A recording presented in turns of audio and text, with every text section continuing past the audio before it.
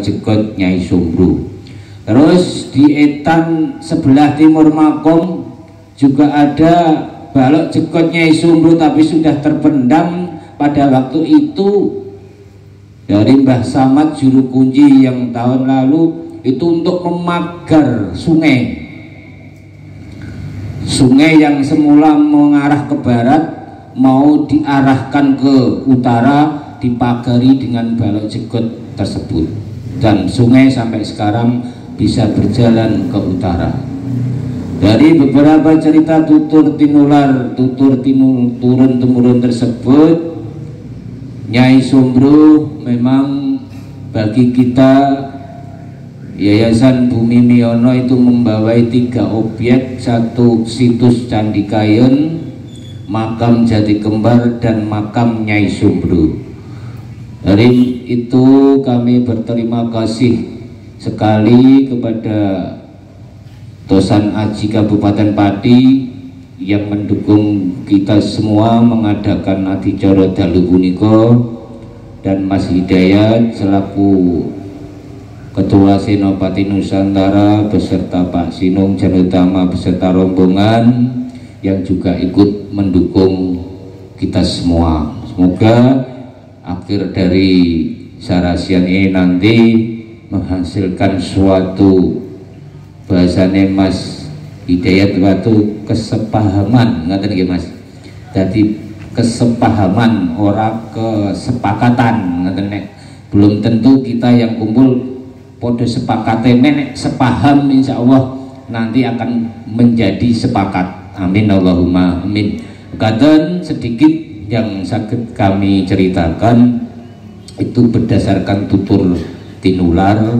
Untuk selanjutnya kita beri waktu datang Bapak Sinung Janutama untuk memaparkan sedikit terkait dengan Sumbru yang telah panjenengan pirsani makamipun. Mekaten sumangga kaaturaken.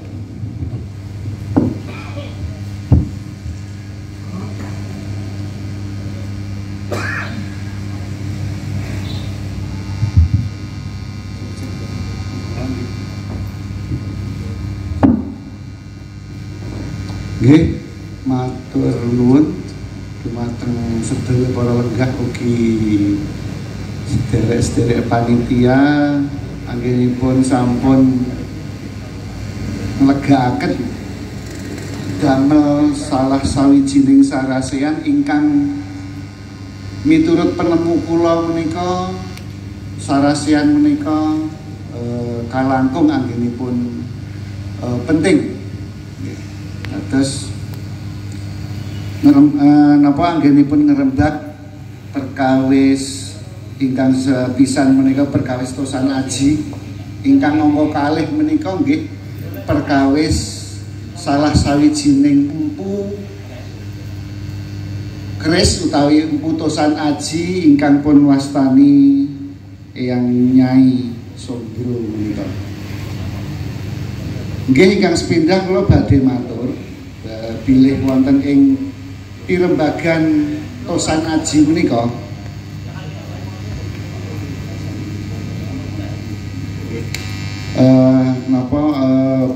rembugan tentang persoalan Tosan Aji ini dalam koridor metalurgi ataupun fisika solid state ya, apa fisika zat padat ini sebetulnya menyangkut masalah teknologi mutakhir ya. Jadi saya kalau merembuk Tosan Aji, merembuk keris, menyembuk di ruang pamer juga tadi ada tusuk konde dan lain sebagainya, itu sebetulnya bukan merembuk masa lalu kita, tetapi sesungguhnya bagaimana urun rembuk ataupun sumbangsih teknologi metalurgi tiang Jawi menika dumateng peradaban ingkang badhe kepada peradaban yang akan datang. Karena persoalan-persoalan metalurgi seperti ini pada hari ini banyak sekali persoalan-persoalan kemanusiaan yang mentok tidak bisa selesai kecuali menggunakan teknologi yang metalurgi yang ada pada peradaban kita. Salah satu contohnya begini, para legas dan misalnya kita di Chernobyl di Rusia itu ada, atau kalau sekarang di Putin itu musuh Rusia Ukraina ya, itu di reaktor nuklir Chernobyl sekitar tahun 86-85 itu meledak, kemudian bahan baku nuklirnya ini kan buatan saged pecah karena itu dirancang untuk 150 tahun sama ini kan lebih melampah kawan dosa nopo sekitar tahun, jadi tesih turah 1 abad nih, masih turah 1 abad untuk menunggu padamnya radioaktivitasnya. Maka kalau Nyai Sobro, setelah Nyai Sobro bahwa yang jenis-jenis Sobro itu kemudian juga berkembang, memang iya. Tetapi awalnya ini jalurnya hanya dari Nyai Sobro. Bahkan dalam kalau kami diskusi tentang keris Nyai Sobro di kalangan para ulama-ulama bini sepuh dulu itu di Jogja Solo itu, yang Sobro itu sesungguhnya wanita yang sangat dicari, makanya beliau ini sebetulnya delik-delik kemana-mana itu sisi Demak, sehingga sulit orang untuk menemui beliau itu. Karena memang ilmu pengetahuannya, teknologinya itu termasuk sangat jarang sekali ada yang menguasai atau ada yang mengetahui, kecuali yang Sobro sendiri. Apalagi kalau sudah sampai tadi pijetannya, kemudian di jadi memang teknologinya yang Sobro itu luar biasa. Oke, sekarang kita bagaimana metalurgi Nusantara atau metalurgi Jawa itu kemudian menjadikan logam besi itu menjadi bertuah karena strukturnya yang dirubah, strukturnya yang ditata. Jadi kalau jenengan mau membuat sebuah magnet ya, Pak, ini magnet itu, ini magnet, ini logam besi. Nanti tinggal kita gosok-gosokkan satu arah begini. Maka makin lama dia akan terbentuk utara selatan. Si logam yang kita gosok ini ikut menjadi magnet. Itu salah satu contohnya bagaimana kita bisa merubah struktur kristal di dalam metal ini. Ya. Bagaimana ini nanti jadi besi, jadi magnet. Sama juga dengan tosan aji yang kita miliki. Maka dilakukanlah berbagai engineering, berbagai teknologi untuk menjadikan struktur besi yang ada pada masing-masing tosan aji itu sesuai dengan kebutuhan kita. Misalnya kalau kita ingin mengeluarkan tuahnya tadi, sebagai contoh brojol saja ya, brojol Sobro ini, misalnya itu adalah struktur besinya ditata, makanya dilempit, dipopoh, lempit, sampai ribuan kali, sehingga kotoran-kotoran besinya atau ferrum di kualitas-kualitas yang buruk itu dibuang. Kita bisa bayangkan dari 1 kintal besi itu cuma bisa jadi satu wilah ini. Itu dari 1 kintal besi. Dan terus besi-besi yang kualitas-kualitas KW2, 3, 4 dan seterusnya itu lambat laun ical. Lambat laun hilang. Makanya nanti kalau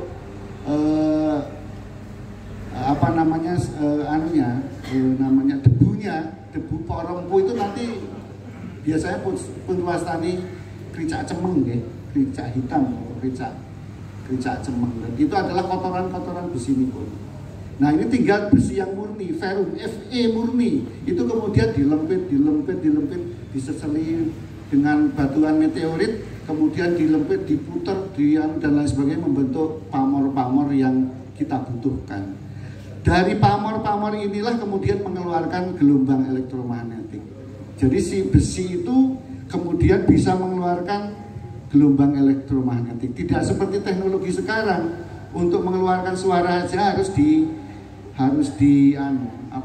dicepke ke listrik, atau harus kita kasih baterai baru bisa kita gunakan.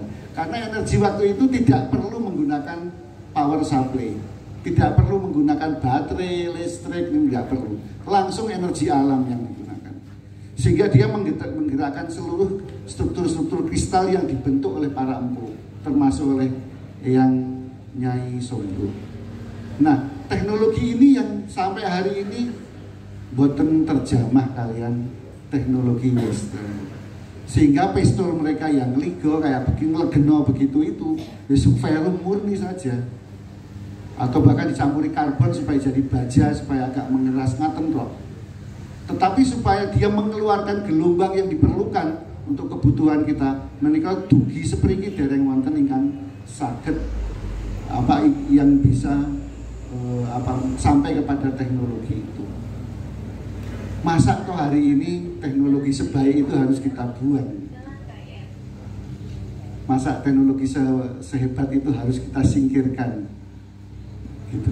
Ini yang sebetulnya perlu kita kaji kembali, kita kaji. Kalau perlu kita jadikan Kayen ini sebagai pusat studi tentang teknologi metalurgi zaman dulu.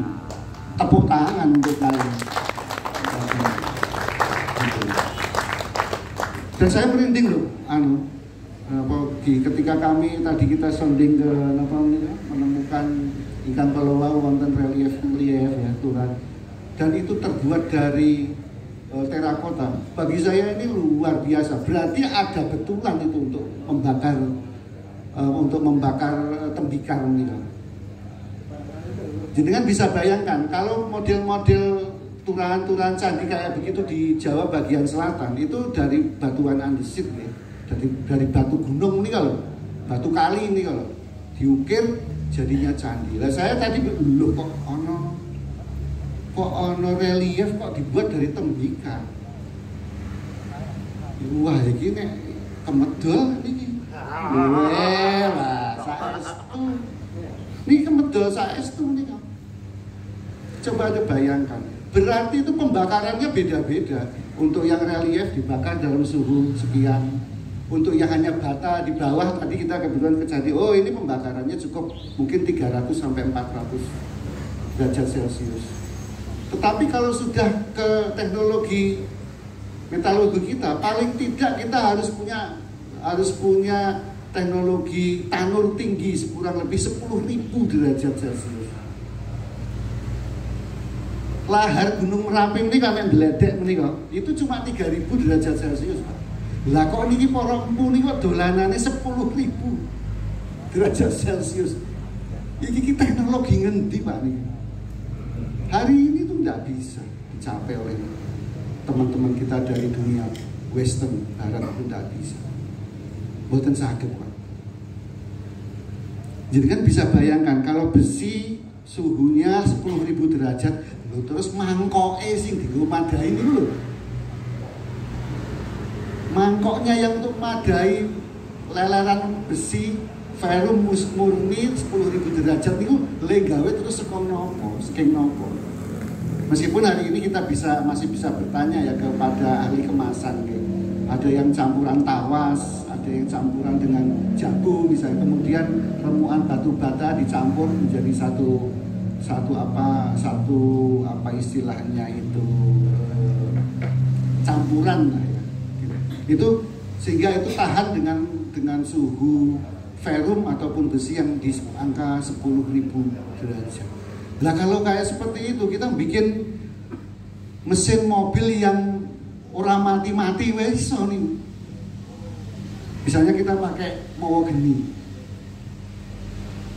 Itu bisa sekali dijreng gitu mesin uap bensin membakar di ruang bakar gerak terus dia. Wis ora perlu diapa-apake. Karena dia mahogany. Ini yang bisa kita sumbangsikan kepada peradaban dunia di masa depan. Ini yang bisa kita sumbangsikan di sana. Jadi kalau menurut saya ini bukan berbicara tentang masa lalu, mboten, ini tentang dunia di masa depan. Mau kita apakan teknologi warisan yang Nyai Sombro ini? Ini bisa kita sumbangsikan untuk membangun teknologi yang lebih baik. Kalau sudah pakai mahogany, ini sudah gerak terus torsi sekel ini, dan nggak perlu polutannya, asap polusinya nggak perlu, karena sudah cukup bergerak sendiri. Dan kita punya teknologi itu, kita punya teknologinya, kita punya peninggalannya. Kalau jenengan teliti itu sebilah keris saja misalnya, itu kita akan lihat itu terdiri dari lapisan-lapisan yang ratusan lapisan yang luar biasa lembutnya, karena dilempit, dipopoh, lempit, popoh, lempit, popoh, diputar, putar lagi untuk membentuk, untuk mengejar format-format pamornya. Karena nanti fungsi setiap keris adalah pada pamornya salah satunya, di samping anunya ya, di samping dapurnya itu pada pamornya. Jadi kalau menawi rumiyin menika duweng menika wonten fungsinipun. Jadi kalau ada seorang jekso misalnya, seorang jekso diberi tugas oleh waktu misalnya bupati pada waktu itu, maka dia nanti disangoni keris Sumpono Bungkem namanya, enggak anu lah ya, nanti Sumpono Bungkem itu supaya rahasia negara enggak terocok, rahasia masalah hukum enggak terocok, tidak seperti sekarang terpundi-pundi kados grontol utang paringi niki anu saking Kanjeng Bupati Sumpono Bungkem Ageng Kangmas, dan itu resmi diserahkan secara kenegaraan. Ada lagi yang sebaliknya, misalnya Omyang, wah nek guru kok dikai Sumpono Bungkem, lha nggih mboten sida mulang, harus mek bekah bekuh ngoten. Sithik-sithik iki rahasia apa ora ya? Mboten sida mulang. Mulane diparingi mengke Omyang. Kersane kados grontol utang. Wong gue mek ngomyang mawon, ra ana murid ya wis tetep ngomyang. Nggih. Ini teknologi Bapak-bapak. Niki senes perkawis Yun Sewu niku. Napa kurapan napa takayul mboten. Niki teknologi. Bagaimana gelombang yang dihasilkan omyang itu mempengaruhi detak jantung, mempengaruhi denyut otak ya. Di frekuensi 0,1 sampai ke 40 Hz mereka terpengaruh oleh berinteraksi dengan keris omyang tadi. Kemudian mempengaruhi semua aliran darah dan metabolisme tubuh sehingga dia jadi kaya grontol utah wis ngomyang terus. Tetapi sebaliknya kalau di yang tadi yang saya ceritakan tentang Sumpono Bungkem misalnya, itu semuanya nggak gampang ngomong gitu. Ini yang menurut hemat kami perlu diteruskan. Besi yang hanya digerakkan itu ternyata kurang untuk kita. Harus dilanjutkan menjadi besi yang mengeluarkan tuahnya, mengeluarkan gelombangnya.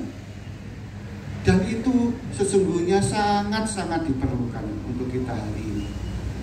Termasuk tadi, sing mau melahirkan kasih saja brojol. Brojol sobro misalnya. Dan seterusnya. Yang barak sineret untuk apa? Yang sengkelat untuk apa? Berapa sengkelatnya? Itu semuanya menunjuk kepada teknologi. Bagaimana itu semua membantu kita manusia Jawi ini, kalau manusia Nusantara itu dalam menjalankan fungsi-fungsinya, tugas-tugasnya di masyarakat atau di depan peradaban kita ini. Dan masih banyak lagi. Belum lagi nanti misalnya belum lagi misalnya yang lain pring petuk, kantong macan. Itu semua bukan untuk untuk meden-medeni bocah ini mboten. Itu semua teknologi. Bagaimana kita bisa menembus lipatan waktu, bagaimana kita bisa memanfaatkan waktu yang sebentar itu tetapi untuk kinerja yang lebih banyak. Waktunya diulurke misalnya. Seperti itu. Itu persoalan-persoalan teknologi dalam engineering ruang waktu. Nah, ini semua teknologinya kita sudah disediakan sama leluhur, tetapi pemanfaatannya yang belum maksimal, belum optimal. Karena di sisi lain kita juga kadang-kala punya rasa minder ngoten lho. Nek dolanane keris, kali tosan aji ten ruang pameran, nek ajeng ngomong ajeng ngomong sing ilmiah niku bekah beku gitu. Rasanya keselio nih. Padahal itu dibutuhkan sekali. Belum lagi kita misalnya di teknologi HP kita ini. Teknologi HP kita. ini ada gelombang yang bergerak, yang terus-menerus mengeluarkan gelombang dari HP. Dan otak kita juga mengeluarkan gelombang. Jadi makanya kalau jenengan baru batin, wah aku nek duwe cewek wong pati kayak apa meneh saka tayu mesti ayu-ayu nih. Keluar di HP, Pak. Keluar di HP. Ini pidatonya Boris Johnson ya. Anda bisa menyembunyikan kakek Anda, bisa menyembunyikan tetangga Anda, tetapi Anda tidak bisa menyembunyikan pikiran ngeresnya Anda itu dari Google. Itu jaminannya mereka. Anda nggak bisa menyembunyikan pikiran Anda dari Google. Pikiran lupa gitu. Dan itu sebetulnya sudah diberikan teknologi, disediakan oleh yang itu. Salah satunya ya ini apa namanya teknologi Tosanaji. Dan yang lain-lain lah. Maksud saya untuk menyebutkan bangsa napa niku bangsa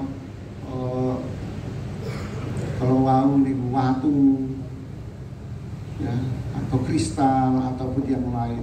Ini semua dibutuhkan hari ini. Kita belum bisa ini bagaimana memanfaatkan HP ini tetapi tidak mempengaruhi pikiran kita. Kita belum bisa. Padahal yang sudah memberikan. Oke, salah satunya misalnya kalau kita pakai napa niku sing iso ngilang niku Antakusumo, utang Antakusumo dengan pola gambar tertentu logo tertentu di dadanya itu sakit hilang dan ketok. Ini bukan masalah mistik, ini teknologi. Bagaimana bahan-bahan utang Antakusumo ini bisa kita gunakan semaksimal mungkin untuk sedaya kamanusiaan. Dan itu dibutuhkan. Belum lagi teknologi di ini misalnya teknologi apa ini namanya motif-motif batik, motif-motif ikat. Ya, itu dibutuhkan oleh dunia hari ini. Piye carane ben aku ki lho Mas, saya ini presiden sebuah negara, saya ini presiden Singapura. Ini aku kan dua anak cilik kok nangis wae. Itu mboten nonton teknologi ini, Pak. Arep diloloi biskuit rong black niku mboten meneng bae ini. Nek kula aku ki wong Jawa ya, Mas. Wis kene wae. Piye nek tak silih lendang batik kawung. Yo gendongen anakmu kuwi. Ya meneng ki. Ya meneng ki begitu digendong lendang batik kawung niku nggih mendel sik lare niku.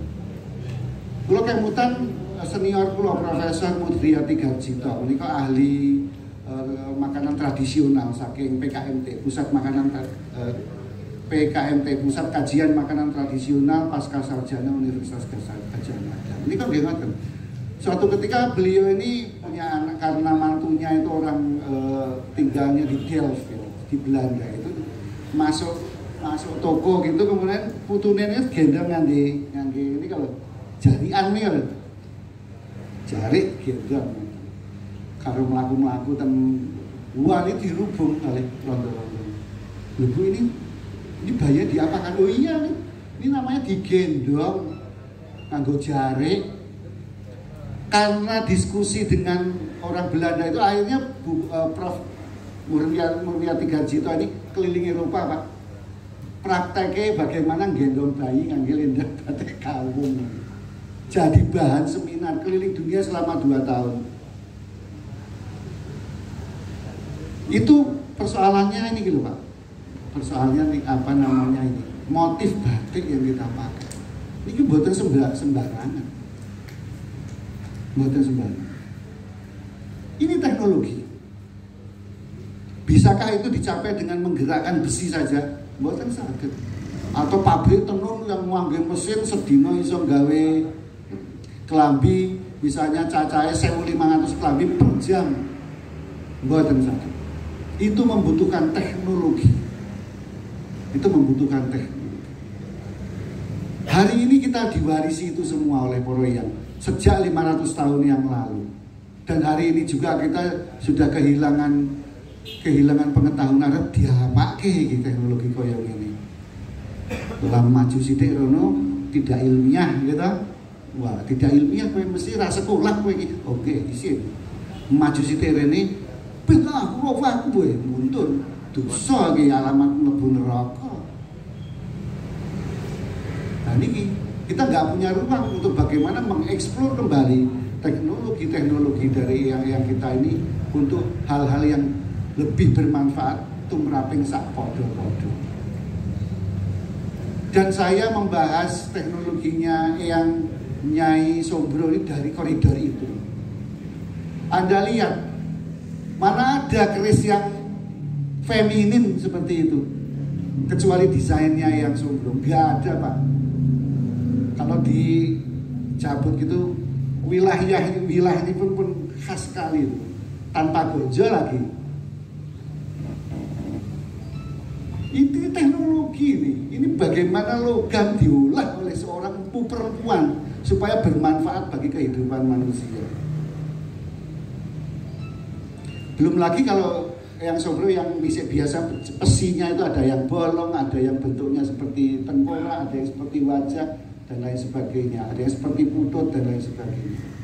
Kalau di tempat kami didiskusikan itu, jadi kalau yang Sombro itu kalau membawa karya-karya beliau berupa wilah-wilah pusaka itu biasanya ditali di dalam itu kemudian baru dibungkus pakai jari.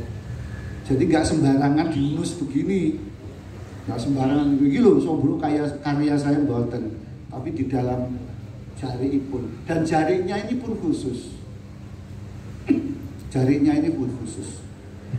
Tidak sembarangan jari, tidak sembarangan motif itu untuk membungkus wilah-wilah namanya keris Sombro tersebut. Dan ini menyangkut tadi yang jari sudah saya ceritakan tentang bagaimana ngeneng-ngeneng bayi yang teknologi metalurginya kita sudah cerita. Ini adalah gabungan itu semua. Bagaimana ketika kita dados buat menawi napa menika tosan aji menika mboten dumeh duwe duit. Duit akeh borong tosan aji lumpuhke teng omah. Mboten nika. Kalau kita fungsinya nggak mengetahui, teknologinya tidak mengetahui, gelombang yang dikeluarkan tidak mengetahui, iso kobongan, Pak. Kados wonten tokoh nasional ingkang senengane tumbas keris borong gawe napa niku museum dhewe. Kobong terus. Larang ngerti tindih lah, ini tindih sekali lagi. Hebatnya keris karya yang Sombro ini adalah salah satunya adalah mampu menjadi tindih bagi koleksi-koleksi keris. Tepuk tangan sih. Ini loh Pak, dan ini tidak dikenal oleh teknologi metalurgi barat. Kok iso keris nggak tindih sih ditindih apa nih? Ini Pak, ternyata begitu. Kalau zaman dulu apalagi kalau pas kita ngobrol-ngobrol dengan para nopo kiai-kiai, wah, wes aku neng omahku telu wae. Wes telu wae aku. Ora wis titip anakku wae. Kalau ada yang ngaturi keris gitu. Ora titip anakku wae. Aku neng kene tindihe guru cukup nggo keris telu. Tahu kurane kok gimana? Nah saat ini kula buas mahar ini mahar. Ini cara syar'i lho, ini mahar ini bahasa Arab ngerti ora? Mboten perkara mahar, Pak. Ini perkara legawane kalbu, legawane ati. Terus kertas ukuranipun. Oh iki nggo sik. Ning jero ati ku wis ana milik, ora sik. Menawa rumiyin ngaten menika. Paling tidak saya diajari untuk seperti itu oleh para bini sepuh. Ora kena. Duwe keris kok dumeh milik, duwe duit ora kena. Mesti ora manfaati. Malah iso-iso membawa kepada kecelakaan. Punya keris dari keraton dalam Surakarta Hadiningrat, hidup di Jakarta, kerisnya ampuh-ampuh semua Pak. Regane em-eman, masukkan rumah, besok anak istrinya bubar. Saya ingatkan, Pak, ada arto nih. Sama juga akhirnya bagus, beli bahari dinggo, salah, dia pakainya indoor, harusnya outdoor. Harusnya itu memang akhirnya itu untuk dibawa ke medan laga, medan perang.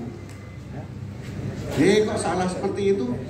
Bawa di rumah dipakai untuk orangnya ini soleh Pak, bawa sholat 5 waktu, bawa ngaji, ini itu keris itu untuk outdoor.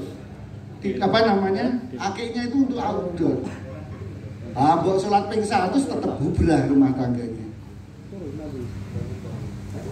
Nah, ngeten-ngeten menikah ini teknologi, ini teknologi. Bukan masalah wani atau enggak wani atau masalah tahu atau tidak tahu, tapi ini persoalan-persoalan bagaimana kita memahami teknologi yang diwariskan leluhur kita kepada kita semua. Ngaten menikah. Dados perkawis metalurgi menika kula kinten sak menika kok dados perkawis ingkang wigatos. Sangat penting untuk kita berbagi dengan sederek-sederek dari seluruh penjuru dunia. Karena perlu Bapak ketahui, orang Lenggah Sedanten kedah mangertosi bilih museum keris terbesar di dunia ini ada di 3 negara. Yang jelas bukan di Indonesia, Austria, Australia, dan Amerika. Koleksinya sampai ribuan keris dan tosan aji yang lain. Saking kula mbok menawi cekap semen rumiyin mengke dipun sambung kalian sarasean mbok menawi kathah klenta-klentunipun kula nyuwun pangapunten ingkang sak kathah-kathahipun. Wassalamualaikum warahmatullahi wabarakatuh. Simbah-simbah kita dari metalurgi sekaten jenengan ning boten saged. Terus damel bahasa Indonesia mawon kula nggih. Mungkin belajar basa gitu. Iya kudu sinau kan masalah basa. Dari saya sebetulnya di sini itu malah menjadi pendengar.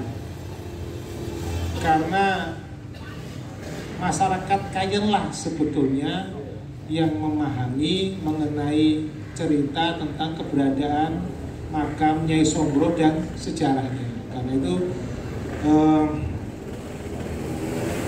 kami berharap juga pulang dari sini bisa mendapatkan masukan-masukan tentang keberadaan Mbah Nyai Sombro ini, Ibu Nyai Sombro.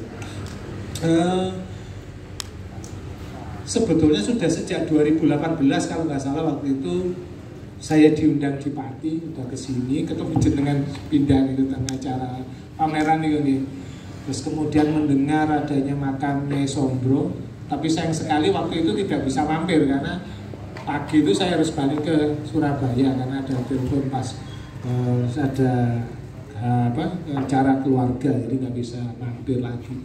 Dan baru setelah 4 tahun ini, baru alhamdulillah tadi bisa berkunjung ke makam Nyai Sombro ini. Nah, ini yang sebetulnya menarik bagi saya itu terkait dengan sejarah Mbok Sombro sendiri. Ini yang utama. Kami berharap nanti kita semua pulang dari sini bisa mendapatkan pengetahuan tentang Nyai Sombro ini. Kawan-kawan perkerisan di sini begitu pulang nanti di Facebooknya, di Instagramnya bisa cerita keberadaan Nyai Sombro. Harapannya itu. Nah ini yang kita harapkan nanti kawan-kawan dari Kayen khususnya bisa memberikan masukan-masukan. Nanti mungkin teman-teman yang ada di depan ini bisa menanyakan atau berdiskusi tentang Nyai Sombro atau Mpu Sombro ini tadi. Jadi itu mungkin yang sebuah harapan kami sepulang dari sini. Tapi Nyun Sewu ini kemarin di dalam perkerisan itu ada serat cariyosipun Porongku ing tanah Jawi mila wiwit ngantos sak panunggalipun.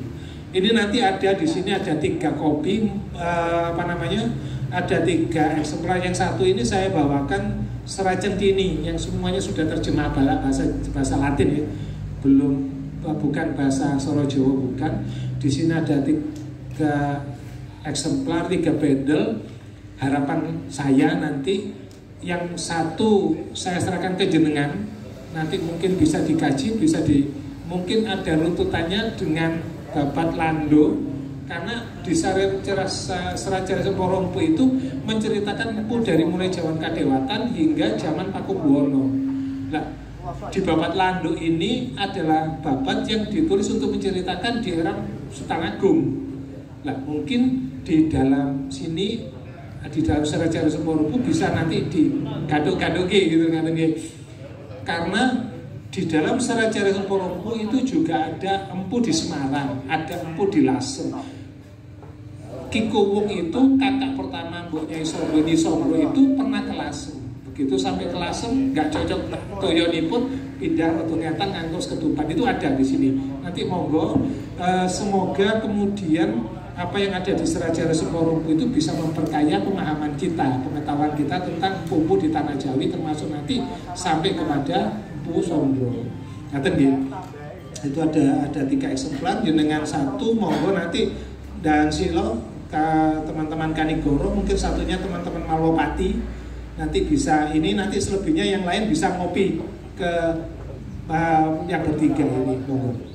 Nah, kemudian dari situ, dari saya baca tentang Serat Jare Semporo Empu di sini, jenengan sagetan nggih, saged nembang to. Niki wonten Pangkul.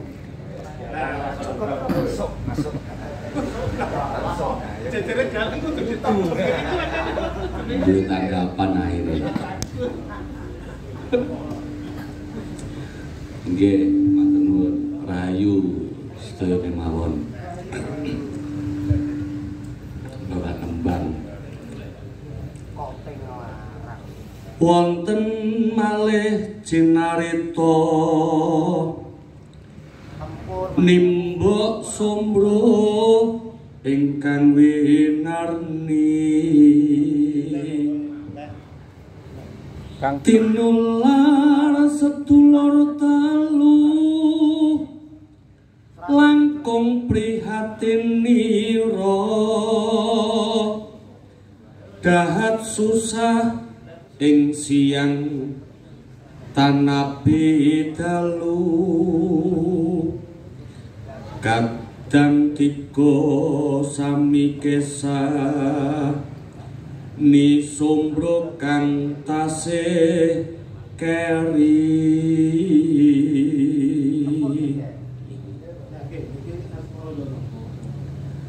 ngabehi mojo sesiwi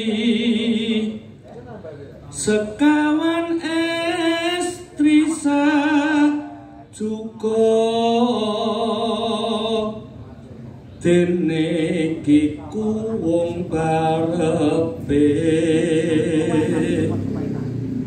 pengulu aran Ki Monggo dene ingkang pendodo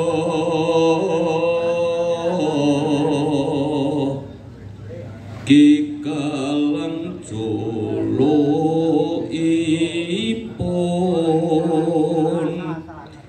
ni Sombro urakiliro. Mas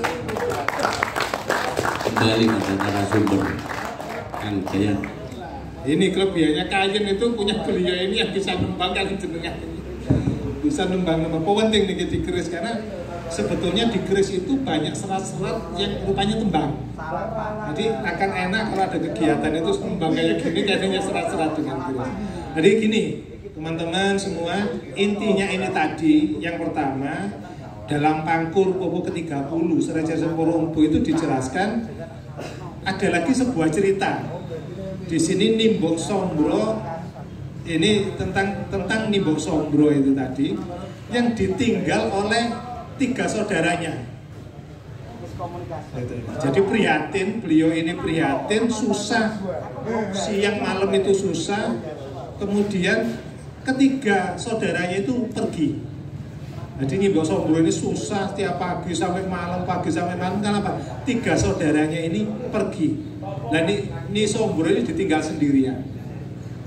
Nah ini Serat Jare Semporo Empu yang Popo terakhir itu berhentinya di situ, ini cerita tentang Nimbok Sombro itu. kita tidak dapat cerita setelahnya. Tetapi sebelumnya, sebelum itu dikatakan di sini bahwa Nimbok Sombro itu ada Ngabei Mojo itu punya anak 3 dan 1 perempuan, 3 putra dan 1 perempuan. Yang pertama namanya Ki Kuwung, itu Baret yang pertama. Kemudian ada lagi Ki Honggo ya, mungkin di sini Ki Honggo. Terus kemudian ada Ki Keleng, baru kemudian nih Mbok Sombro. Nah ini, jadi kalau Seranca Resen Por Empu, saudara-saudara Nimbok Sombro itu ada 3 orang, 3-3-nya laki-laki, Ki Kuwung, Ki Hongga, dan Ki Keleng. Kemudian Mbok Sombro. Monggo mangke dilihat di Bapak Landu apakah itu juga ada juluk-juluk, soalnya orang Jawa, Nusantara itu satu orang bisa punya nama 6-7 dan 4-3 alias kayak gitu. Jadi ini alias ini sebagai satu bentuk nama samaran itu juga bisa memungkinkan. Nah, sebelumnya itu lagi, jadi setelah Mpu Sombro ini adalah anak keempat dari 4 bersaudara ini, beliau ini adalah anaknya Kiai Mojo, sedangkan Kiai Mojo sendiri itu dari Pajajaran, adalah putra dari Dewa Koro yang juga cucu dari Mpu Anjani. Mpu Anjani ini itu dari Pajajaran. Kemudian Ki Mojo itu diangkat anak Siung Wanoro Sangkato ya. Dan Ki Mojo ini di Pajajaran dianugerahi oleh Siung Wanara ini 400 orang empu. Beliau ini menjadi Empu Pakelun atau Lurah Empu di Pajajaran. Nah, Empu Anjani, mbahnya ini adalah anak dari Empu Bromo Kendali. Yang sebelumnya kemudian cerita tentang kadewatan itu turun Empu Bromo Kendali, turun Empu Anjani, turun Empu Mojo, turunlah Empu Sombro bersama dengan 3 saudaranya. Ingatan ceritanya. Nah, Ki Kuwung itu ketika diangkat anak oleh Siung Manara, dia menjadi Lurah Empu tadi itu, membawa 400 orang empu itu tadi. Nah, Ki Kuwung ini kalau dikatakan kalau bikin keris itu dengan sangkatong, dengan Siung Manara tadi, itu juga dikepal-kepal, babarnya itu ya pakai tangan, paronya ya pakai pupu. Jadi ya yang nggak pakai tanding, jadi ya nggak pakai umpan, cuma dikepal-kepal. Berarti ini kalau kita cerita tentang Empu Nimbok Sombro yang jadi kepal-kepal, Empu Jogosur dan sebagainya, bahwa teknologi metalurgi seperti yang disampaikan oleh oleh Ki Herman tadi, ini adalah teknologi peradaban masa depan. Gitu ya. Nah, kita sudah menguasai di masa lalu. Mesti mau dikepel-kepel, ini ada Joko Montrone. Sesuatu kalau di dalam agama itu, sesuatu itu sebetulnya adalah kun fayakun kalau Allah mengendaki. Kalau kemudian kita hati ini bersih, wongi sufi dan sebagainya, memohon kepada Tuhan, apapun akan dikabulkan, termasuk jadikan besi lunak itu tadi di tangan. Wong aja ngono, Nabi Musa ceduk buka segorone, itu teknologi kan gitu. Kayak gitu. Itu salah satu bentuk bahwa Ki Kuwung itu juga bisa bikin keris dengan cara dikepel-kepel. Itu Ki Kuwung. Nah, kemudian di era itu ini yang kemudian kita coba kaitkan dengan babat yang lain. Di era itu Pajajaran ini ada ontran-ontran. Ada Rami, kemudian daerah Siung Manara, dan setelahnya itu saya lupa rajanya itu Rami. Nah, empu-empu ini 4 bersaudara, yang 3 terutama itu ingin keluar dari Pajajaran untuk ke Airlangga, karena Siung Manara juga sebetulnya saudara dengan Airlangga, Prabu Airlangga. Tapi di Kediri sendiri juga lagi ada ontran-ontran yang kemudian pisah antara Panjalu dan Kediri ini tadi dan Kauripan itu pisah ini tadi. Jadi ada ontran-ontran. Akhirnya empu ini tidak jadilah ke Kediri, tapi nyusur pesisir. Akhirnya Ki Kuwung dalam Ceresu Tempur Empu itu dikatakan Ki Kuwung ini kemudian pergi ke timur ke Lasem. Nah ini Lasem itu berapa kilo? Saya ingin berikutnya Rembang. Lasem ini Rembang ya. Berarti kan cedak ini enggak nih. Kan berapa? 70 kilo. Nah Ki Kuwung itu ternyata secara Ceresu Tempur Empu itu ke Lasem. Tapi kemudian ketika Ki Kuwung ini membabar keris di Lasem, ternyata besinya airnya itu dikatakan tidak bagus untuk nyepuh keris di situ. Nah, itu karena ini menunjukkan bahwa air toyo masing-masing daerah itu beda. Sini di Purwodadi itu kalau musim ketiga rada asin. Saya nggak tahu kalau sini. Berbeda dengan Mataram, berbeda dengan Tuban. Tuban itu daerahnya kapur, tapi meskipun dalam kondisi ketiga bening dan tetap towo, beda. Di Sedayu pun saya ketepatan saya ini leluhur saya dari Sedayu juga, dari dekatnya makam Kanjeng Sepuh di Kauman Sedayu. Itu airnya meskipun di kemarau itu juga masih towo dan bening di sana itu. Nah, karena itu Ki Kuwung pindah ke Tuban karena mencari toyo yang paling bagus untuk menyepuh. Ya, jadi tidak semua air itu cocok digunakan untuk menyepuh keris. Dalam sejarah Sumporompu ini kembali lagi pemahaman masa lalu terhadap kualitas air itu beda-beda. Ternyata sudah ada, nenek moyang kita sudah menemukan itu. Dikatakan di serat itu air yang paling bagus digunakan untuk menyepuh itu Tuban dan Sedayu pertama. Kemudian kedua Madura, ketiga Mojopahit, keempat Mataram. Nah ini yang paling bagus. Sebetulnya kita dari masyarakat perkerisan itu ya perlu datang ke lingkungan hidup untuk meneliti kandungan air ini apa sing menyebabkan terus ini kok api dinggo nyepuh sing kok ora. Yang satu kalau dipakai nyepuh benar-benar kualitasnya bisa meles ngelempung, yang sampai besinya itu lumer. Yang satu lagi dipakai nyepuh kulungu model kayak besinya mentah. Nah ini padahal ini dua keris ini satu empu dengan satu karakter yang sama tapi beda lokasi penyembuhan menyebabkan beda kualitas besinya. Akhirnya Ki Kuwung waktu itu pindah ke Lasem ini tadi, dari Lasem kemudian ke Tuban. Nah dari Tuban Ki Kuwung ini kemudian memiliki anak. Siapa anaknya Ki Kuwung? Ini empu terkenal di Tuban. Pertama Ki Solohito, kedua Ki Pineti atau disebut Paneti, kemudian Joko Suratiman, Nimbok Roro Sumbogo. Nah, dia ada 4. Jadi dia saudara 4, satu perempuan. Dan dia kemudian juga punya anak 4 ini dan semuanya jadi empu keris. Ki Solohito, Ki Bekel Jati, Ki Paneti, Ki Joko Suratiman, Nimbok Roro Sumbogo. 5. Nah ini berarti di sini ada selain empu Anjani, empu putri, selain empu Anjani juga ada empu Mbok Roro Sumbogo yang juga empu putri di dalam serat Jari Sumporompu. Ini kaitannya tentang Ki Kuwung, kakak nomor 1 dari Nimbok Sombro. Nah kemudian kita meluncur ke kakak nomor 2, Ki Honggo. Ki Honggo ini adik langsung dari Ki Kuwung.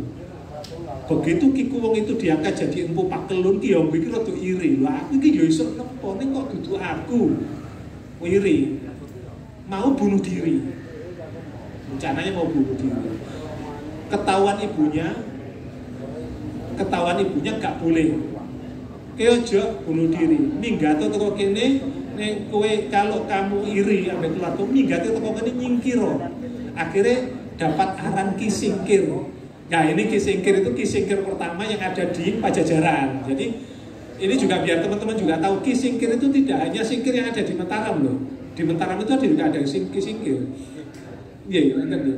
Nah di sini ini di serat itu menunjukkan bahwa Ki Singkir itu juga di Pajajaran. Kue nyingkir teko kene pindah pergi ya nang gone istilah disuruh pergi ke laut waktu itu gayo keris sing iso singkir toyo lan singkir geni. Nah ini di sini ada cerita singkir banyu sampai singkir geni gitu ya. Ini ada di serat Jari Sumporompu. Ini yang singkir pertama, dalam arti julukan singkir pertama itu termasuk namanya Ki Honggo ini. Nah setelah kemudian dia pindah ke Samudro ini tadi dan babar keris di atasnya perahu itu tadi, perahunya ngetan, akhirnya dia sampai di Mojopahit. Di sini Mojolangu itu Mojopahit. Kalau Mentoarung itu Mataram, ya. Kalau ini Mojolangu, Mojopahit. Tapi sebelum ke Mojopahit dia sempat juga ke Tuban karena dengar kakaknya di Tuban ini tadi lah. Ini kita nggak tahu ketemu atau tidak. Tapi yang jelas Ki Honggo ini kemudian di Mojopahit yang kemudian juga dipanggil Kitawan. Nah ini kalau dicari ada namanya Kitawan itu berarti juga Ki Honggo kakak dari Puni Mbok Sombro. Dari sini beliau ini punya anak Ki Jigjo sama Ki Japan. Bukan Japan yang era Pakubuwono, tapi Japan yang era Mojopahit. Ki Honggo dan Ki Japan itu, yang Ki Honggo kalau bikin keris jos, posisinya bagus. Kalau Ki Japan ini bikin keris yang kurang bagus dikatakan di situ, dan dia tukang abrak-abrakan. Tukang abrak-abrakan itu ya tukang besi, ya tukang gaya mertul, gaya pancul, gaya macam-macam, tukang abrak-abrakan. Tapi bisa bikin keris, bisa. Ini Ki Japan yang pertama juga, karena di era Pakubuwono muncul Ki era Surakarta itu muncul Ki Japan yang lain. Nah kemudian yang ketiga, saudara ketiga adalah Ki Keleng. Namanya Ki Keleng itu di Madura juga ada, Ki Keleng di Pajajaran juga ada. Nah Ki Keleng ini juga merancang untuk menghaluskan tumbak. Dia punya 6 sahabat yang kemudian dia itu menjadi supervisor. Jadi teman-temannya yang garap, dia yang bikin awalannya, bakalannya, sekalian teman-teman, kemudian dia yang ngalusi dan sebagainya. Ke Ki Keleng ini, kemudian Ki Keleng ini memang pindah ke Madura, karena itu di Madura ada Ki Keleng. Awalnya adalah memang dari Pajajaran ini, kemudian dia ke Madura, yang kemudian di sana dijuluki Ki Koso. Jadi layak keris-keris Madura sepuh itu, pamor-pamornya terteki kayak Pajajaran tuh, lebar sor-soran, atasnya merit, ning usine ya kayak Pajajaran, yang kuno-kuno itu tipis-tipis dengan pamor yang ngintip-ngintip kayak gitu, itu khas Pajajaran. Karena apa? Ki Keleng memang turunnya dari Empu Pajajaran, teknologi Pajajaran dibawa ke Madura. Lah Pajajaran itu top kerisnya, karena apa? Kerisnya tipis-tipis, ini tetap lurus. Bikin keris tipis lurus susah. Karena kalau kita sudah nempat tipis di sepo jegrek itu, kalau nggak melayang pecah. Lah Pajajaran ini topnya bikin keris tipis dicelup dia tetap lurus. Karena itu teman-teman ya, iki konyo-konyo sing bursa iki sapa iki sing bursa. Nek duwe keris sing tipis, nah itu kudu diomongke, wah iki tipis ning lurus ta gitu. Kok kadang sing nek tipis ngene lho, iki sing top ini tipis kan dijelaskan. Dadi sampean duwe cerita ngangkat regone keris iki. Enggak 1.500. Lah cocok. Itu yang kita harapkan semacam dengan kaweruh, dengan logika pemikiran, dengan pengetahuan tentang teknologi, metalurgi, Anda bisa meningkatkan derajat kerisnya. Bukan cuma derajat ini diakui sebagai pusoko, ini derajat mahari juga munda. Kan harapannya bagi teman-teman yang pebursa. Itu tadi yang katanya dengan Mbok Sombro. Jadi ini monggo nanti kawan-kawan yang ada di Kayen, Ki Nurrohmah juga semoga bisa juga mengkaji Cari Semporo Empu ini tadi, bahwa ternyata memang turun dari Pajajaran, dan ceritanya memang berhenti di sini. Mbok Sombro itu ketinggal di sana. Nah, tapi tidak cerita di situ saja. Kalau biasanya nek sedulur papat iki sing telu berangkat, sing siji mesti ndoleki. Ketika orang tuanya meninggal pasti tetap hijrah dia. Nah hijrahnya itu kalau menuruti jalur dari saudara-saudaranya yang dari Semarang ke Lasem ke Tuban, saya yakin yang dipilih juga wilayah pesisir utara. Ada kalau perjalanan pesisir utara bisa jadi kemudian terus ke Tuban karena di sana sudah ada Empu dan sebagainya. Dia mencoba mengasingkan untuk mencari aspek spiritual. Dia kemudian ke pegunungan, wilayah pegunungan Kendeng, karena di sini sebetulnya masih waktu itu mungkin masih jauh dari mana-mana dan cocok untuk aspek spiritual kayak gitu, sehingga kemudian di sini Madeg Pandito dan jadilah Empu. Nah karena lokasinya Pajajaran menuju ke sini adalah lokasi dari tempat pertanian, maka masyarakat perkerisan itu meyakini keris Mbok Sombro ini ampuh untuk mendukung kegiatan pertanian kayak gitu. Jadi keris itu ya brojol kemasyarakatan, di wong sing susah babaran dikai ditampil ki brojol langsung brojol tenanan lah ini. Yang kemasyarakatan, aspeknya kemasyarakatan. Ini keyakinan masyarakat perkerisan. Tadi yang disebutkan Alki Herman bisa untuk menolak hama dan sebagainya. Itu kemasyarakatan, aspek kemasyarakatan, di mana masyarakat kita zaman dulu adalah agraris. Nah ini yang diyakini keris-keris Mbok Sombro itu adalah hal yang semacam itu. Kemudian pijetan iya, karena teknologinya waktu itu sangat sangat sederhana ya, tapi kemampuan mereka sangat tinggi sekali untuk menjadikan besi itu lumer di tangan. Ini yang kita perlu pelajari. Kita sampai saat ini belum ada yang seperti itu lagi. Itu yang kaitannya seperti itu. Nah ini yang kaitannya sama itu. Oh, ada lagi cerita gini. Karena kekurangan masyarakat kita itu kan bukan masyarakat yang suka nulis sejak zaman dulu, tapi masyarakat tutur, cerita tutur tinular gitu ya. Nah, cerita Mbok Sombro itu sama halnya dengan Mpu Supo. Di mana-mana juga ada makam Mpu Supo ya. Kita coba nyari, saya ke Sidayu, Mpu Supo ya Supo Drio, bukan Supo Mandrangi, tapi Supo Drio ada. Di Demak ada Kadinangu. Tapi secara sumpu dikatakan bahwa Mpu Supo Mandrangi sama Mpu Joko Suro itu memang terakhirnya tinggal di Demak, mengikuti Sunan Kalijogo. Abdi jadi wali, yang Mpu Supo Mandrangi. Kalau Mpu Joko Suro memang dipercaya untuk bikin termasuk Kanjeng Kiai Kopek dan sebagainya itu. Kiai Carubuk yang Sunan Kudus itu karyanya Mpu Joko Suro, yang kemudian makamnya di Kadilangu itu tadi. Ya. Perjalanan empu ini tadi, di mana empu-empu yang lain ini tadi memang ada di pesisir utara semuanya. Jadi ya masuklah kemudian kalau kemudian cerita Mbok Sombro itu ada di Pati, karena Pati juga sebelumnya di wilayah utara, di wilayah barat. Ada Winongan di sini. Ada Winongan. Ada. Ini yang lain lagi. Winongan itu bagi saya yang dikatakan Tuban Winongan itu ya Winongan sini, bukan Winongan Pasuruan. Itu juga salah satu deretan empu Tuban, yang Tuban tapi bukan di Kota Raja, karena agak ke barat wilayahnya. Di luar Kota Raja akhirnya kerisnya volkat, istilahnya volkat itu ya keris rakyat itu. Akhirnya yang muncul keris-keris Tuban yang besar-besar dengan pamor yang kelumu-kelumu itu beda, itu Tuban Winongan. Winongannya mana yang di sini? Harusnya teman-teman yang di sini yang dekat dengan Winongan juga mengkaji itu, apakah di Winongan juga ada bekas-bekas pesalin dan sebagainya. Kalau itu iya, nanti kita coba juga ke Tuban nanti untuk tanya ke teman-teman sana untuk melakukan penelitian kajian. Ini yang sangat kurang di kita itu masalah kajian itu tadi. Nah, kaitannya dengan Tanah Sombron lagi. Tanah Sombron.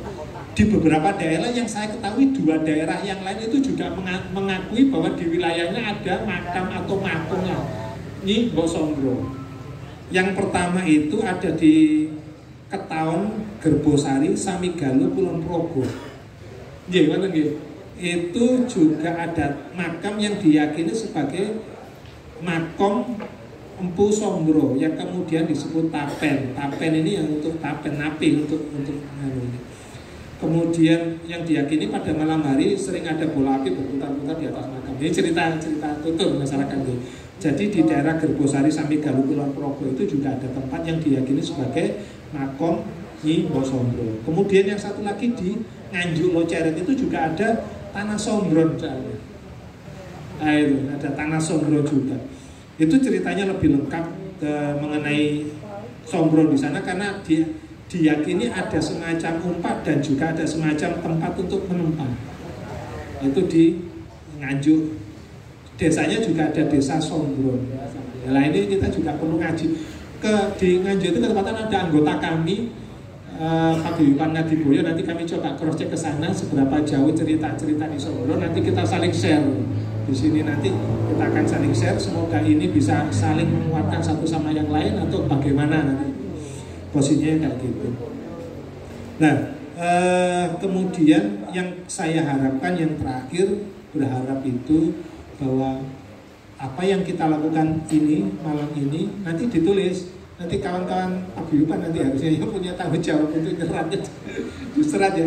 Ini kita ada sepaham bahwa di sini memang ada makam Mbok Sombro, ceritanya semacam ini, runtutannya semacam ini kita tuliskan. Nah, kenapa kok semacam itu? Histori, sejarah itu berawalnya ya dari misteri. Misteri lihat, loh ini kono boto sakmene iki misteri. Ono boto kok gede-gede iki sapa sing gawe misteri itu. terus kemudian ada tadi apa kayu tadi belandar namanya apa tadi, balok kayu janggot nggih. Balok jenggot ini sebuah misteri. Lho iki ana kotak nggo apa iki?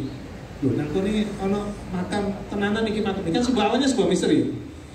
Misteri yang diketahui satu orang, dua orang dalam suatu daerah, kemudian dia ceritakan ke tempat yang lain menjadilah cerita. Story. Bahasa Inggrisnya story. Cerita di kesana kemari diceritakan menjadi sebuah story. Tapi kalau sebuah story atau cerita itu kita gunakan pendekatan metodologis, di situ bisa akan menjadi history. Nah, kita berharap cerita Nimbok Sombro yang ada di sini itu bukan hanya sekedar misteri, bukan hanya story, tapi suatu saat akan menjadi history yang bisa dipertanggungjawabkan secara ilmiah, minimal paling tidak menjadi sebuah histori yang kemudian diyakini kebenarannya yang lebih luas lagi.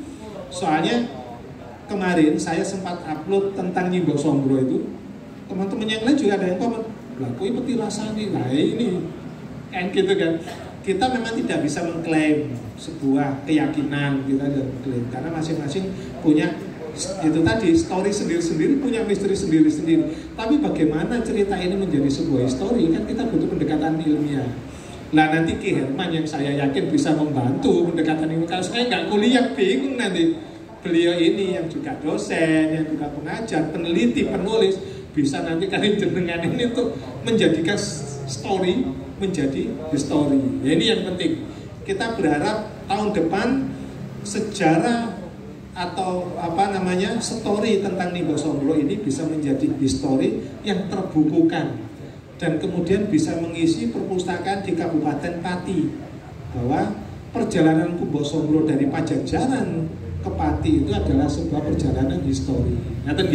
Ini kalau saya semacam itu tentu banyak kekurangan karena sebetulnya di sini saya berharap dapat banyak sekali cerita dari kawan-kawan di Pati.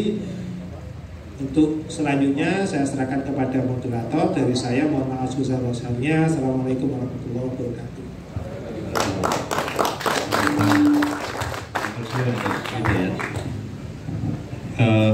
Langsung mawon. Assalamualaikum warahmatullahi wabarakatuh. Salam rahayu sedaya mawon. Sebenarnya kalau kudune sing paling awal ngomongnya, neng ini kan jadi panik dewe. Nah iya, panitia ngono ya ngomong sik. Terus dipasrahke karo narasumber. Dados ngaten, dulur-dulur Tosanaji sedaya mawon.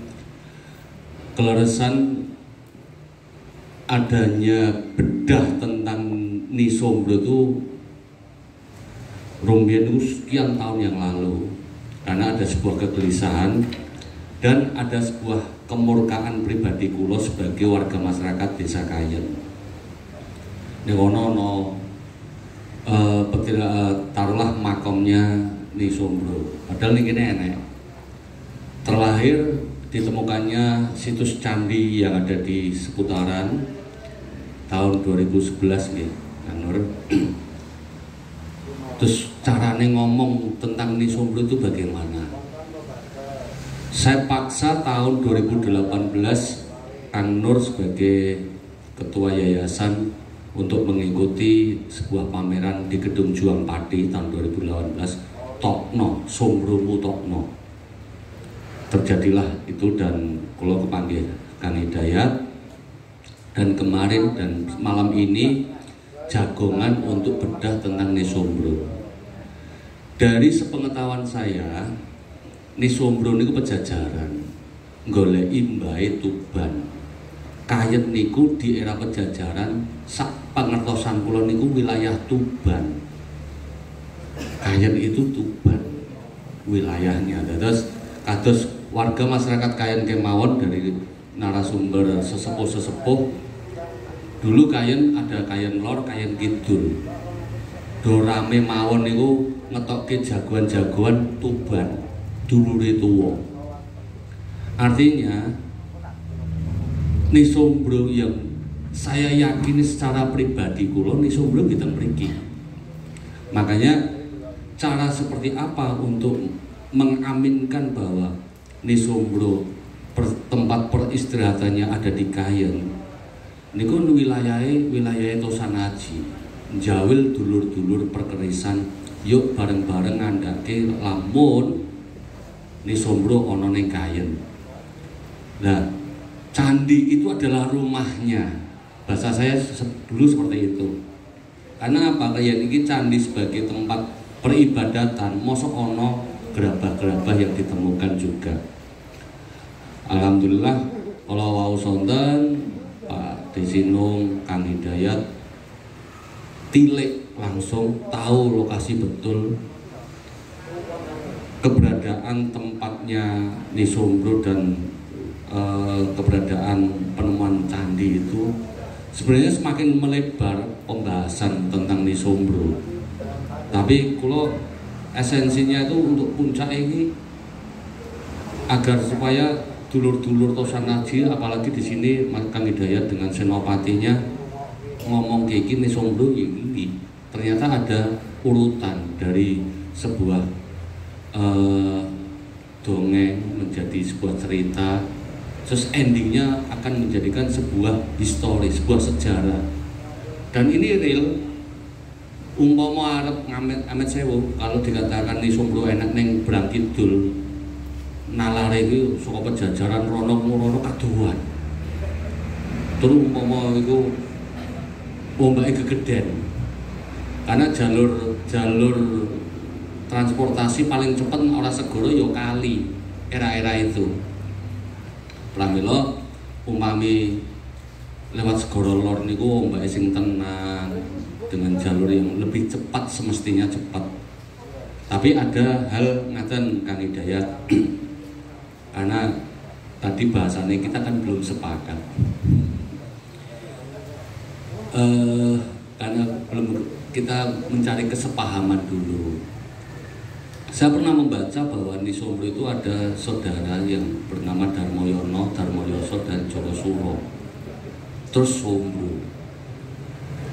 Nah, entah itu narasumber tulisan itu benar dan luputnya, saya bukan bidang di situ. Lakon kula luwih akeh dadi mikir niku sangsaya ngelu. Lakon kula pusing. Di sini ada Darmoyono. Di Cekal Sewu itu Darmo Yoso yang cenderung orang Kayen mengatakan mampu berganjing, yang pusakanya mampu bedah Bolando. Terus Jogosuro, Tinom itu Jogosuro apa Nisombro? Sombro ya. Ada yang mengatakan bahwa yang ada di Tinom belakang Polsek niki daerah Wiking Balai Desa ini adalah Jogosuro. Ada yang bilang seperti itu. Yen sedulur papat wedok siji iki ora mungkin arep pisah. Mesti kakangnya kabeh mesti nglindungi adine, tunggale sing wedok. Aja nganti adine kuwi piye-piye. Wong pelaku pejajaran sampai ke Tuban. Mesti dirangkul, dimong, dipayungi, diayomi. Artinya saya juga kalau dari ini catatannya kan ini jelas serat, artinya ada dasar. Kalau saya hanya sebatas cerita. Kalau dari saya sebatas cerita bahwa Darmoyono ya iki dudu Darmoyono sebagai petinggi Miyono erane Mbah Jangkung. Darmoyoso mbung berganjing ya ning kono kuwi yang ada di tikungan wilayahnya Kecamatan Cekal Sewu. Kecamatan Sukolilo, Desa Cekal Sewu. Jogosuro karena di atas pun di daerah Beketel itu juga ada petilasan atau tempat peristirahatan Pusupo juga. Terus wilayah Kayen mriki niku jane nggih keren kalau memang dulur-dulur dibantu oleh ahlinya. Artinya ini wilayah Tosan Aji untuk ngukuhke bahwa yen iki Sombro ning kene kan luar biasa. Kudus mawon ada Mpu Janas. Pati yo Sombro se. Kan ngaten. Dados ora usah ngomong tekan dindi. Karena di sini ada tempat peristirahatannya Sombro dan kita warga Kayen, warga Pati khususnya yo bangga bahwa Sombro adalah pusaka pertama kita. Apalagi di dibedah sama Pak Desino tentang peradaban, kemutahiran dan corongan museum-museum ngaten niku. Kan niku luwih keren. Dan niki hal berbicara budaya mungkin wah nih di era sekarang. Terus saya juga ingin mengantarkan juga untuk sebagai sarana tanya jawab dulur-dulur tentang Nisombro. Semoga nanti ada tanya jawab itu semakin mengerucut. Karena nopo amin sewu dados sebenarnya kathah ingkang punya walaupun seberapa keilmuan tentang perkerisan di wilayah mriki ning mung meneng. Terus nek arep ngomong tentang daya khasiat itu diarani klenik. Nggih, dibatasi hal-hal ngaten niku. Iki kanggo iki wah klenik iku. Bar, terus orang duwe argumentasi apapun. Nah, dari kondisi-kondisi ngaten niku terus saling menjaga diri. Terus akhirnya do tetel spirit jiwa Nusantara niku sangsaya ilang. Ngaten niku. Dan ini semakin mengerucut napa pembahasan tentang Nisombro dengan tokoh narasumber seperti Pak Desino, Kang Hidayat untuk memantik kita kembali semangat kita, spirit Nusantara kita kan ngaten. Opone wong Jawa kan ojo sithik-sithik ngomong klenik terus bar orang duwe omongan. Dan ini adalah sebagai sarana untuk kita bisa menjawab tantangan-tantangan zaman. Ngapunten niki mboten kok kudune kula sing awal sing ngomong ngene iki. Terus niatan kenapa adanya pameran bedah tentang Nisombro, terus ada cek langsung. Kalau ngapunten Kang Hidayat tak telepon bengi-bengi, Kang pokoknya kudu rene, ora rene dosa. Kula ngubungi Kang Hidayat di depan Kang Nur agar supaya iya ada narasumber betul. Apalagi dengan payung bendera yang luar biasa, dengan payungnya Senopati, dulur-dulur semuanya juga dari seluruh paguyuban dinaungi oleh Senopati Nusantara juga. Terus kan poe perkerisan. Nah dan monggo niki dados awalan tantangan juga tadi pengendikannya Pak Desino bahwa kalian bisa menjadi salah satu sarana untuk bedah terus. Minimal kita punya Sombro dulu, minimal diawali dari Sombro niku yo bicarane Indonesia iki dadi tanah sombron kabeh ngoten. Lepas pajak ngoten. Matur nuwun kirang langkungipun nyuwun samudra pangasami. Assalamualaikum warahmatullahi wabarakatuh. Waalaikumsalam.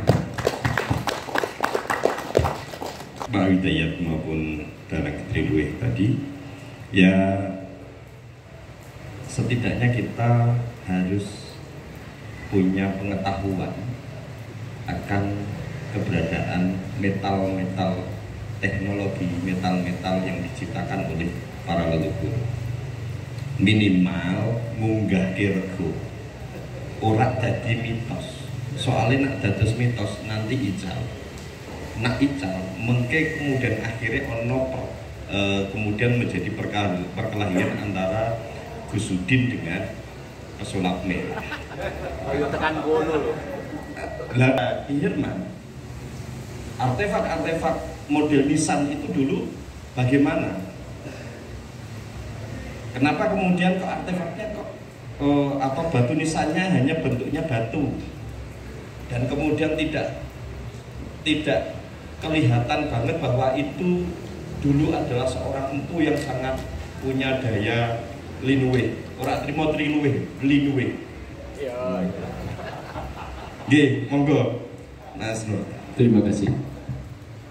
Sedikit perlu kami ceritakan, menurut kami diangkat atau dipercaya masyarakat menjadi pengelola makam itu sejak tahun 2006. Sebelumnya 2 tahun 2000 itu menjadi wakil, terus 2006 jadi ketua, terus 2010 dibentuk Yayasan Bumi Miono. Pada waktu saya menjadi pengelola makam, itu kubur yang sekarang namanya makam Nyai Sobri itu berbentuk kerang.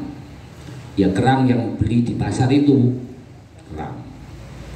Terus saya tanya kepada sepuh, namanya Pak Rusdi, tukangnya ini Pak Rusdi, ini celuk nek kene Rusdi Gameng, Rusdi Gapeng.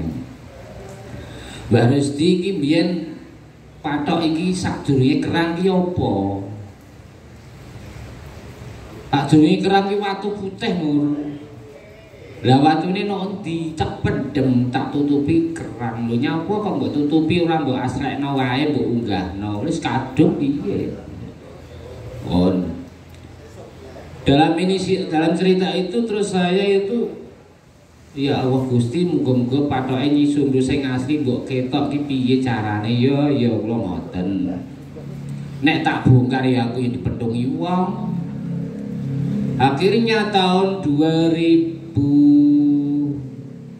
3 tahun yang lalu mungkin kalau nggak salah ada orang Lampung ujuk-ujuk ki moro. Orang Lampung sadurunge pameran ya. Wong Lampung moro jadi aku apa nyarutang lho ngoten ceritane. Nyarutang nopo kula nggih mboten. Ora roh ceritane kok jujang rutangku biyen turu kene Pak. Aku bangkrut terus prene turu nang kene iki, aku kok nek balik sukses aku apa nata iki. Lah iki wis ana 5 tahun aku lali. Lah aku ki mang rene ape nyarutang iki kabeh iki. Ape tak totok ya kurang tak pira.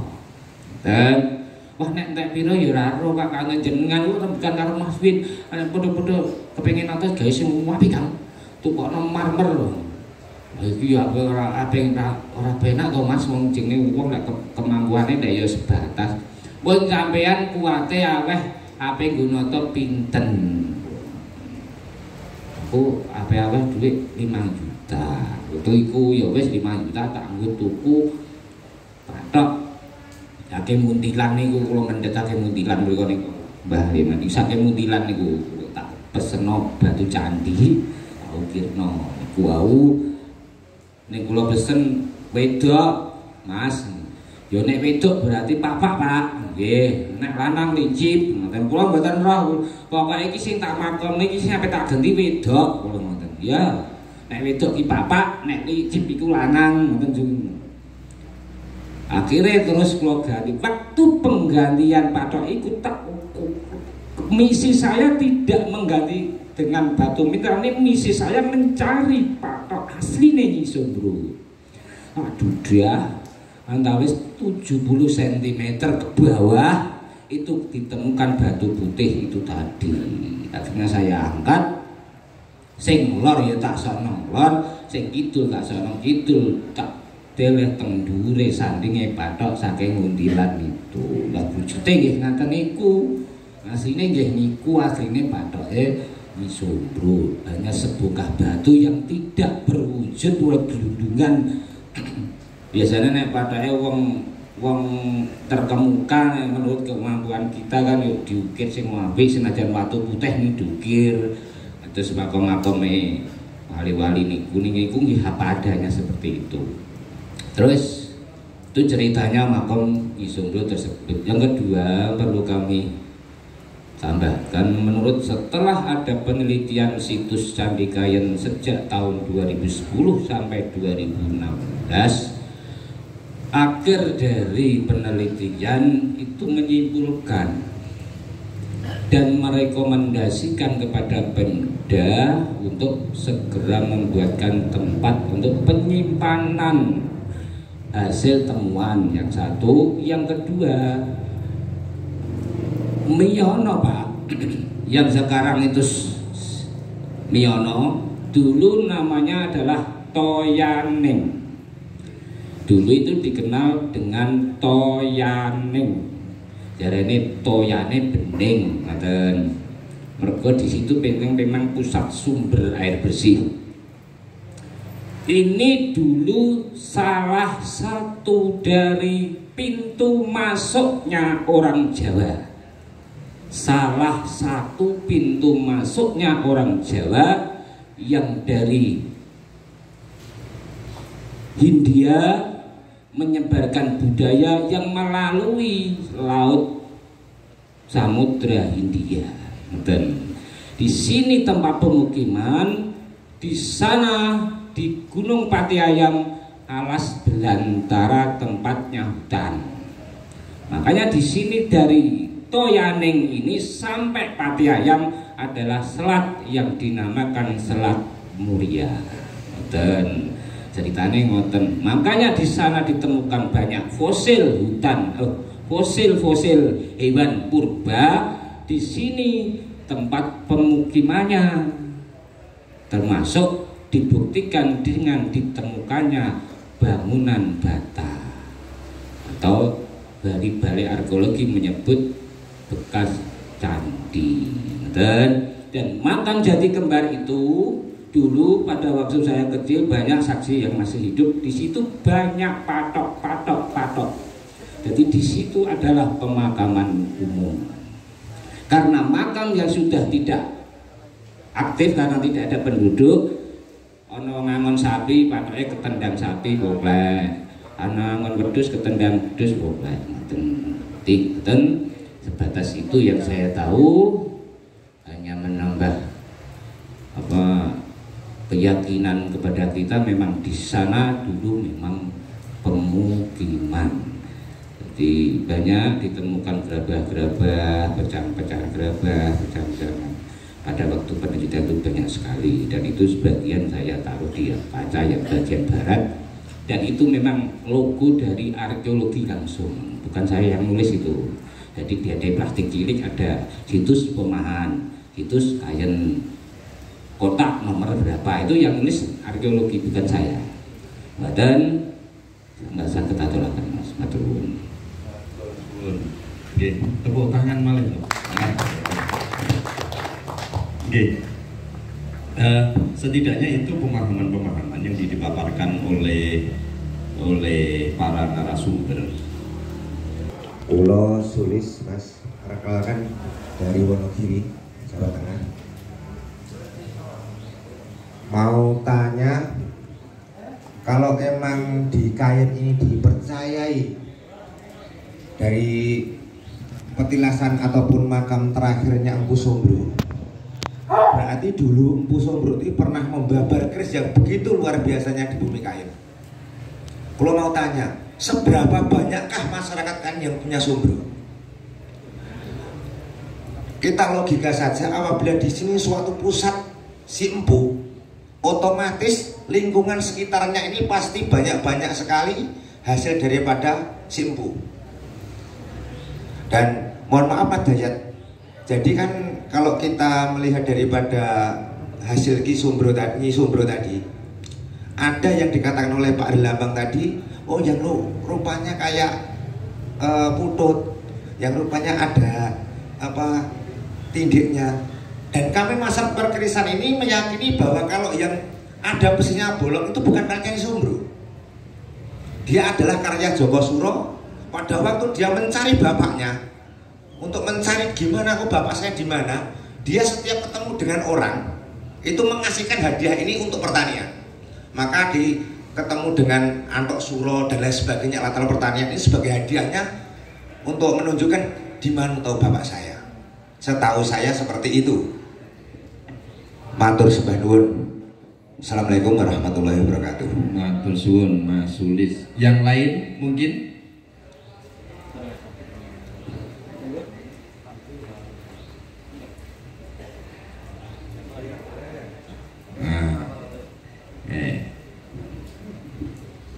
Assalamualaikum warahmatullahi wabarakatuh. Perkenalkan, nama saya Suryono, asli daerah Tuban, Katut Babon Kudus.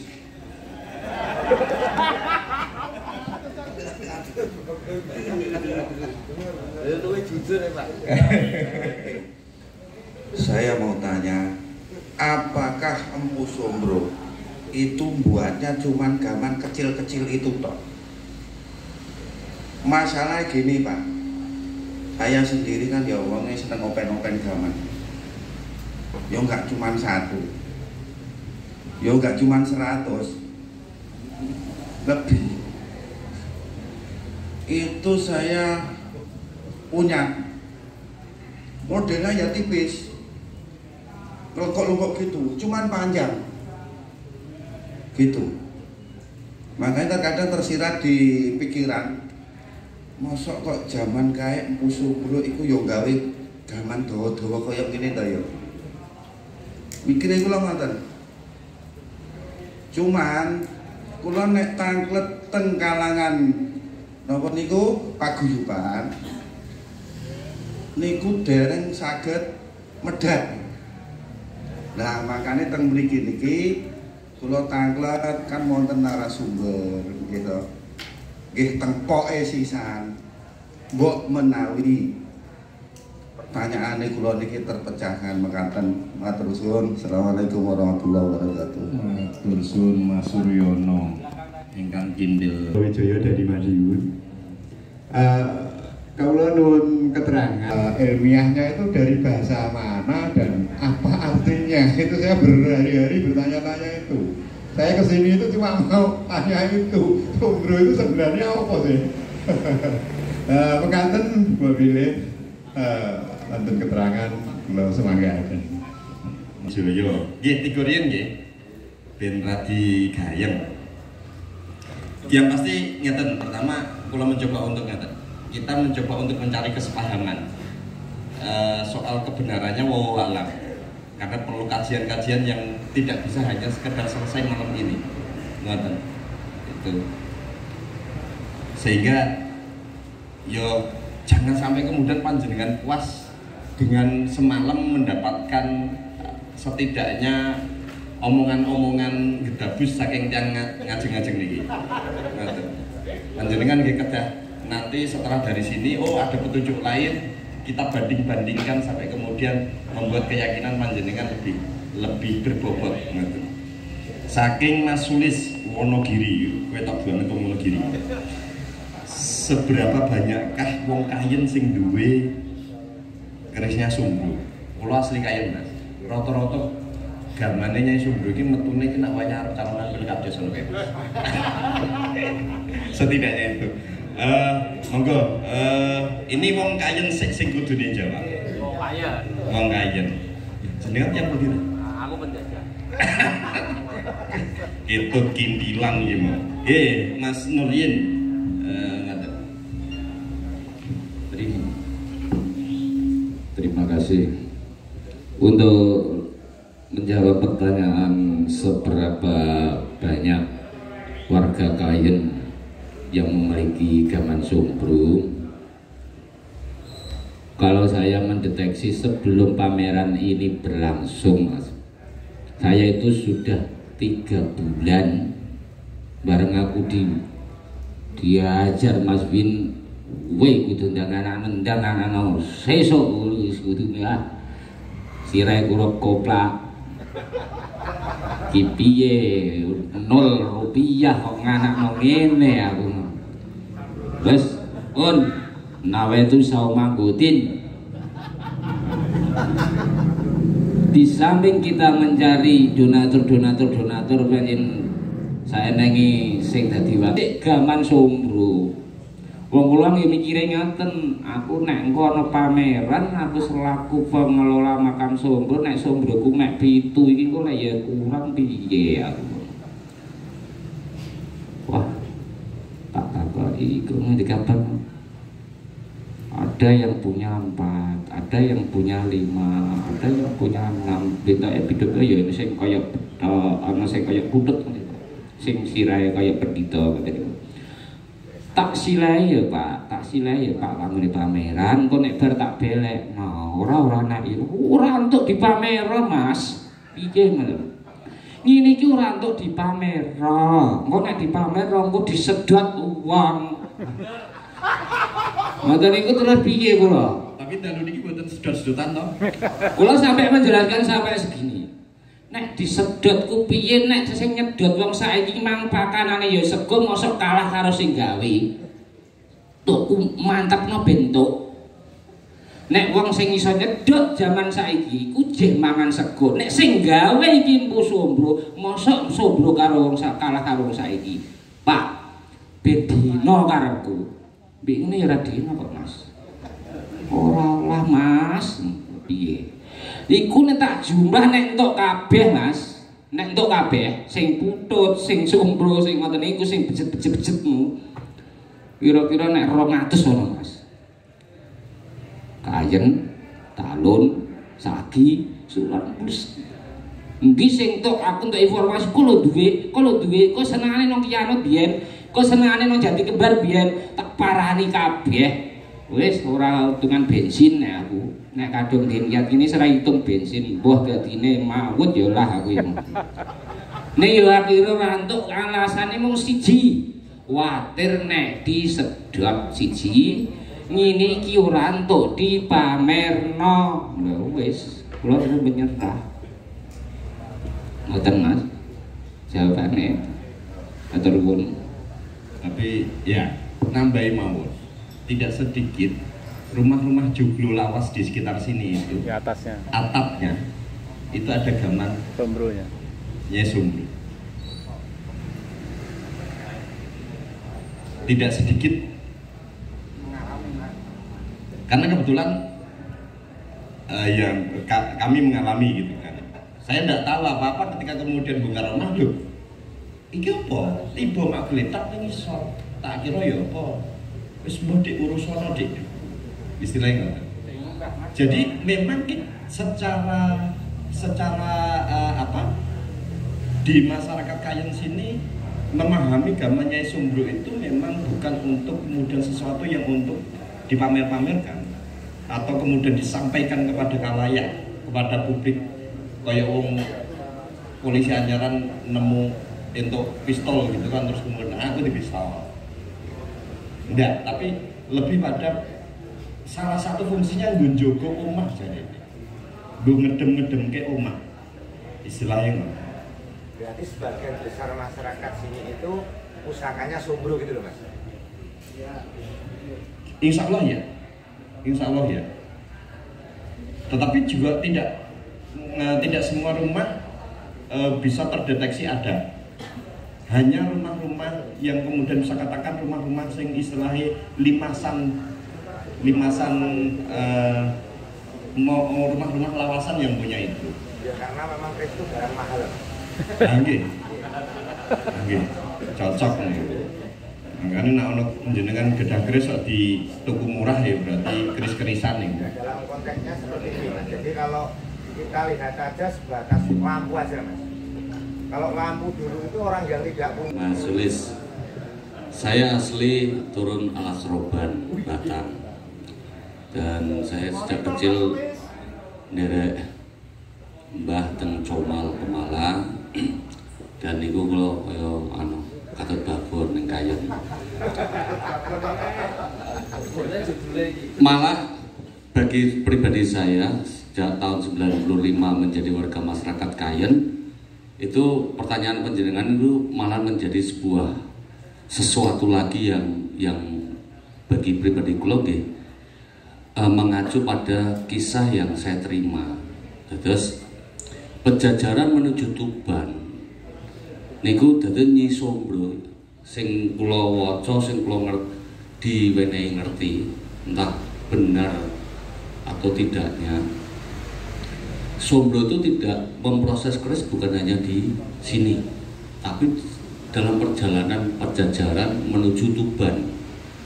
Nah, dari perjalanan tersebut niku nggawe keris dan kerisnya niku kangge barter untuk makan ataupun minumnya. Makan minumnya.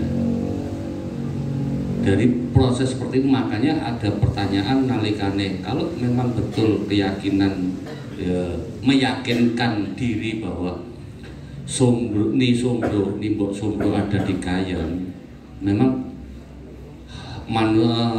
logis sekali wong Kayen sing duwe sombro piro kan ngaten. Berarti apakah Nisombro itu pegawaiannya mung gawe keris terus dodolan keris? Ini kan menjadi sebuah pertanyaan kembali, terus mencetak kuantitas wakakean Sombro sampai sekian banyak. Tadi Kang Nur mengatakan Kecamatan Kayen ada 200. Waktu pembuatan itu 200 itu per bilah itu berapa hari, berapa minggu, berapa bulannya sampai sekian. Apa sak rekeman itu dadi 5 atau 20. Prosesnya menjadi justru saya, karena hal-hal yang ngaten iki menjadi sebuah pertanyaan luar biasa untuk saya tanyakan, dan nggih kula goleki. Saya punya, tapi kula gadah buku Sombro